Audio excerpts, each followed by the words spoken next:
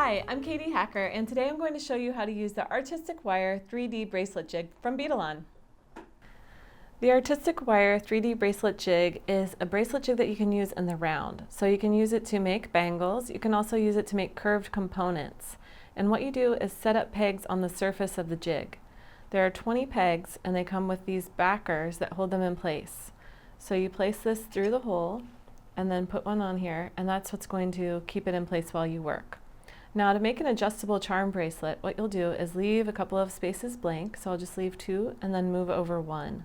And that's going to offset the loops just enough that you can make your bracelet adjustable.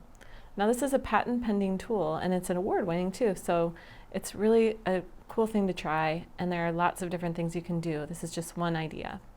So to make the charm bracelet, we'll place this in one hole and turn a loop. All right, then we're going to bring the wire all the way around the jig. Then let the wires cross next to each other, not cross, but run parallel here, and then make another loop. It doesn't really matter too much which direction you're working in, because you can always come back and fix that up later. Okay, so now you can remove your pegs at this point, take your bracelet off of the jig. Then you're going to trim your loops to leave a little bit of space. So normally you would cut the loop really close and flush here, but I want it to be big enough to fit over the wire. So I'm just going to trim it with a little bit of space. Oops, and then see how it's open right here? And I'm going to do the same thing on the other side.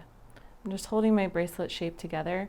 You could also size this in a more circular shape by putting it over a paint bottle or something else, and trim that up a little bit so that it stays round as you're working. You're also going to be work hardening it a little bit with your hands as you work. Now you can close one of your loops over the wire by turning it in and then loop it over the edge of the wire. Then close your loop. And I'm using chain nose pliers to close that up.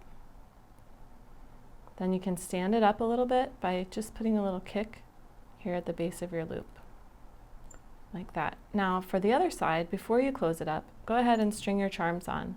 You can use your initial letters or your kids. You can use the letters for your family. Anything you want to do, it's kind of anything goes. But if you put it here in the center section, then your charms, instead of sliding all the way around the bracelet, they'll stay just in the center part of the bracelet. So then again, you're going to hold your loop with your chain nose pliers or flat nose and make a 90-degree angle by turning it in like that, then slip it over the end of the wire, and then to close the loop, just kind of kick it up. Now you can see my loop didn't go all the way shut. I'm just going to come back in with my round nose pliers and turn it closed. So you can adjust this. Now you could put this on your bracelet mandrel, or you could just tap it a little bit with a hammer here so that it stays the right shape. And I'm using 16 gauge wire. That's really important for maintaining the shape of the bracelet.